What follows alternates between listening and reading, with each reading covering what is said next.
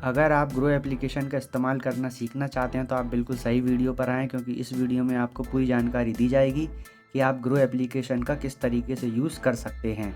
तो यहाँ पर हमने ग्रो एप्लीकेशन को ओपन करके रखा हुआ है। तो जब भी आप ग्रो एप्लीकेशन को ओपन करेंगे तो आपके सामने कुछ इस प्रकार का डैशबोर्ड आएगा।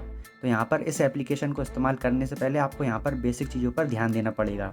तो जब भी आप ग्रो एप्लीकेशन को ओपन करेंगे तो यहाँ पर सबसे नीचे आपके सामने कुछ ऑप्शन नज़र आएंगे।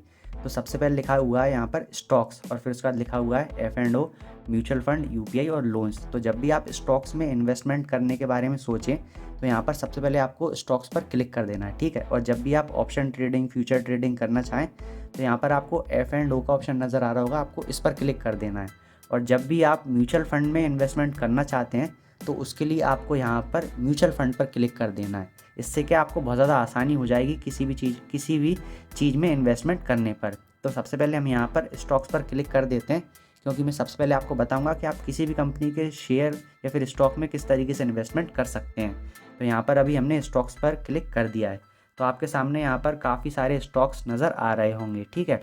तो सबसे पहले तो मैं आपको यह बता देता हूँ कि मैंने अभी तक कितना इन्वेस्टमेंट कर रखा है किसी भी कंपनी के शेयर में, और उन्होंने मुझे अभी तक कितना रिटर्न दिया है। तो देख सकते हैं आप यहाँ पर जो इन्वेस्टमेंट अमाउंट है वो मेरा 14,700 रुपये है, ठीक है।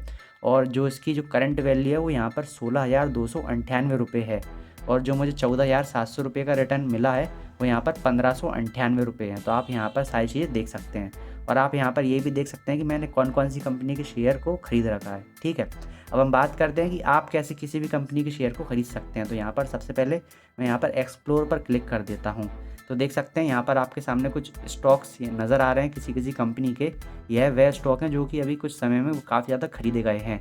और अगर हम और नीचे करें तो यहाँ पर आपको और भी स्टॉक्स नज़र आएंगे। अब मान लीजिए कि आप किसी भी कंपनी के शेयर में इन्वेस्टमेंट करना चाहते हैं उसका नाम सर्च करके, यानी कि आपने पहले ही सोच लिया है कि हमें रिलायंस की कंपनी के शेयर को ख़रीदना है। तो आपको कुछ नहीं करना है, आपको इस सर्च वाले बटन पर क्लिक कर देना है। सर्च वाले बटन पर आप क्लिक कर देंगे तो यहाँ पर आपको डालना है रिलायंस। तो यहाँ पर मैं रिलायंस डाल देता हूँ। जैसे ही मैं यहाँ पर रिलायंस डाल दूँगा तो मेरे सामने रिलायंस के शेयर आ जाएंगे। तो आप यहाँ पर देख सकते हैं, यहाँ पर लिखा हुआ आ गया है Reliance industries, Reliance power, Reliance infrastructure. तो आप रिलायंस के किसी भी कंपनी के शेयर में यहाँ पर इन्वेस्टमेंट कर सकते हैं। तो यहाँ पर मैं रिलायंस इंडस्ट्रीज़ पर क्लिक कर देता हूँ। जैसे आप इस पर क्लिक करेंगे तो आपके सामने इस कंपनी के मतलब चार्ट नज़र आ जाएगा, ठीक है। जो इस कंपनी का चार्ट है वो पिछले कुछ समय में ऊपर गया है, नीचे गया है। तो आप यहाँ पर देख सकते हैं, आपको यहाँ पर ऑप्शन नज़र आ रहे हैं जैसे कि 3 महीने, 6 महीने। मैं 6 महीने पर क्लिक करता हूँ, यानी कि पिछले 6 महीने में जो इसका ग्राफ है वो ऊपर गया है, नीचे गया। तो आप देख सकते हैं पिछले 6 महीने में इसने अभी तक 2% का रिटर्न दिया है। 2.79% का पिछले 6 महीने में इस कंपनी के शेयर ने रिटर्न दिया है। इसके बाद अगर हम बात करें पिछले 5 साल की, तो मैं पिछले 5 साल पर यहाँ पर क्लिक कर देता हूँ। तो यहाँ पर पिछले 5 साल का डाटा लोड हो रहा है। तो पिछले 5 साल में इसने अभी तक 32% का रिटर्न दिया है, आप यहाँ पर चेक कर सकते हैं। और अगर आप नीचे जाएंगे तो आपको यहाँ पर और भी डिटेल मिल जाएगी इस कंपनी के शेयर के बारे में, ठीक है। तो आप इन डिटेल को देखकर भी इन्वेस्टमेंट का फैसला ले सकते हैं कि इस कंपनी में हमें इन्वेस्टमेंट करना चाहिए या नहीं करना चाहिए। अब मान लीजिए कि आपने सोच लिया है कि आपको इसी कंपनी के शेयर को ख़रीदना है। तो यहाँ पर सबसे नीचे आपको एक ऑप्शन नज़र आ रहा होगा ग्रीन कलर का बटन में बाय। तो आपको यहाँ पर क्लिक कर देना है। जैसे आप इस पर क्लिक करेंगे तो एक नया पेज ओपन हो जाएगा। यहाँ पर सबसे ऊपर लिखा हुआ आ जाएगा कि किस कंपनी के शेयर को आप ख़रीदना चाहते हैं, और उसकी प्राइस आ जाएगी। उसके नीचे लिखा हुआ है क्वांटिटी BSC। तो यहाँ पर क्वांटिटी में आपको डालना है कि आप कितने शेयर खरीदना चाहते हैं, ठीक है। तो अब यहाँ पर मैं लिख देता हूँ 2, यानी कि मैं रिलायंस कंपनी के 2 शेयर को ख़रीदना चाहता हूँ। आप किस रेट में ख़रीदना चाहते हैं, आप यहाँ पर लिखा हुआ है मार्केट प्राइस, यानी कि आप मार्केट प्राइस में ख़रीदना चाहते हैं या फिर इस कंपनी के जो शेयर की रेट है वो गिर जाए तब आप ख़रीदना चाहते हैं। अगर आप चाहते हैं कि अभी जो उसकी रेट है वो 1,393 रुपये, अगर आप चाहते हैं कि 1,200 रुपये हो जाए, तो आपको कुछ नहीं करना है, इस मार्केट पर क्लिक कर देना। जैसे आप मार्केट पर क्लिक कर देंगे तो यहाँ पर लिखा जाएगा प्राइस लिमिट।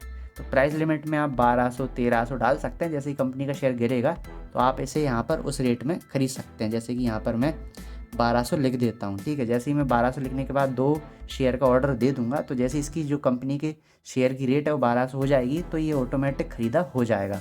पर यहाँ पर अभी हम इसे मार्केट प्राइस में ही ख़रीदने की कोशिश करेंगे। तो यहाँ पर मार्केट प्राइस है, ठीक है, और यहाँ पर कंपनी के शेयर हैं 2। तो 2 शेयर खरीदने के लिए हमारे पास कितना बैलेंस होना चाहिए, 2,795 रुपये। अभी मेरा जो बैलेंस है वो 0 है, इसलिए यहाँ पर ऐड मनी का ऑप्शन आ रहा है। अगर आप पहले से ही पैसे अपने बैलेंस में इकट्ठे कर लेंगे यानी कि जमा कर लेंगे तो यहाँ पर ऐड मनी की जगह बाय नाउ आएगा, ठीक है। तो आपको इस पर क्लिक कर देना है, फिर उसके बाद आपके पास OTP आएगा, OTP को डाल देना है, जिससे कि आपके जो कंपनी के शेयर हो सक्सेसफुली खरीदे हो जाएंगे। आपको हमेशा इस बात का ध्यान रखना है कि जब भी मार्केट चालू रहे आपको उसी समय कंपनी के शेयर को खरीदना है, जैसे कि रात को या फिर जब भी मार्केट बंद रहे आपको उस समय किसी भी कंपनी के शेयर को नहीं खरीदना। इससे क्या होता है कि जो भी हम किसी भी कंपनी के शेयर को खरीदते हैं वो अगले दिन जो मार्केट खुलेगा उसमें जो प्राइस रहेगी उसमें ख़रीदा होगा, यानी अगर प्राइस बहुत ज़्यादा बढ़ गई तो उससे हमें नुकसान भी हो सकता है। तो आपको इस बात का ध्यान रखना है। तो यहाँ पर आपको यह समझ आ गया होगा कि हम किसी भी कंपनी के शेयर को किस तरीके से खरीद सकते हैं। अब हम बात करते हैं फ्यूचर एंड ऑप्शन। तो यहाँ पर आपको इस पर क्लिक कर देना है। जैसे आप इस पर क्लिक करेंगे तो आपके सामने ऑप्शन ट्रेडिंग का चार्ट ओपन हो जाएगा। तो आप यहाँ पर देख सकते हैं, आप निफ्टी 50 में ऑप्शन ट्रेडिंग कर सकते हैं, सेंसेक्स में कर सकते हैं, बैंक निफ्टी में कर सकते हैं, बहुत सारे ऑप्शन है, ठीक है। तो मैं यहाँ पर निफ्टी 50 पर क्लिक कर देता हूँ। जैसे ही मैं निफ्टी 50 पर क्लिक करूँगा तो मेरे सामने यहाँ पर निफ्टी 50 का चार्ट ओपन हो जाएगा। तो आपको इसको भी पढ़ लेना है, जो यहाँ पर डिस्क्लोज़र दिया गया है, डिस्क्लेमर, ठीक है। यहाँ पर लिखा हुआ है कि 10 में से 9 ट्रेडर हमेशा फ्यूचर एंड ऑप्शन में मतलब कि लॉस ही लॉस करते हैं, प्रॉफिट नहीं करते। तो आपको इस चीज़ को भी पढ़ लेना है, यहाँ पर ये फैक्ट वगैरह बता रहे हैं। तो हमें यहाँ पर ओके कर देना। जैसे हम ओके करेंगे तो आप देख सकते हैं जो निफ्टी 50 का चार्ट है वो आज के दिन नीचे गया है, ठीक है। तो यहाँ पर 1% ये नीचे गया है। आप पिछले 3 महीने का भी यहाँ पर चेक कर सकते हैं। जब भी आपको ऑप्शन ट्रेडिंग करना है तो आपको इस बात का ध्यान रखना है कि आपको हमेशा मार्केट चालू होने के बाद ही आप मतलब ऑप्शन ट्रेडिंग कर पाएंगे। मार्केट बंद रहेगा तो आप ऑप्शन ट्रेडिंग नहीं कर पाएंगे। अगर आप ऑप्शन ट्रेडिंग करना चाहते हैं तो आपको यहाँ पर ऑप्शन चेन पर क्लिक कर देना। जैसे आप ऑप्शन चेन पर क्लिक करेंगे तो जो आपके सामने जो ऑप्शन ट्रेडिंग का चार्ट है वो ओपन हो जाएगा, ठीक है। तो यहाँ पर आपको ऑप्शन ट्रेडिंग किस तरीके से करना है, जो आपको यहाँ पर नंबर दिख रहे हैं ना, आपको इन्हीं को ख़रीदना है और इन्हीं को बेचना है। जैसे कि इस तरफ क्या है, इस तरफ नीचे से ऊपर की तरफ नंबर बढ़ते हुए जा रहा है। जैसे कि नीचे छोटा है फिर थोड़ा बड़ा बड़ा बड़ा, यहाँ पर नीचे से ऊपर की तरफ नंबर बढ़ते हुए जा रहे हैं। तो आपको क्या करना है, जिनकी ये कम प्राइस है ना इन्हें ख़रीदना है। जैसे इनकी प्राइस बढ़ जाएगी तो इन्हें बेच देना है। और इनकी प्राइस कब बढ़ेगी, जब भी मार्केट ऊपर जाएगा ना तो आपको इस तरफ ट्रेडिंग करना है। और जब भी मार्केट नीचे जाएगा ना तो आपको इस तरफ ट्रेडिंग करना है। जैसे कि आज के दिन मार्केट नीचे गया था ना तो आपको इस तरफ ट्रेडिंग करना था। इस तरफ क्या रहता है, जैसे ही मार्केट बढ़ेगा ना वैसे ही जो ये ब्लैक लाइन है ना ये नीचे आने लग जाएगी। जैसे कि आप देख सकते हैं मार्केट बढ़ेगा तो पॉइंट बढ़ेंगे।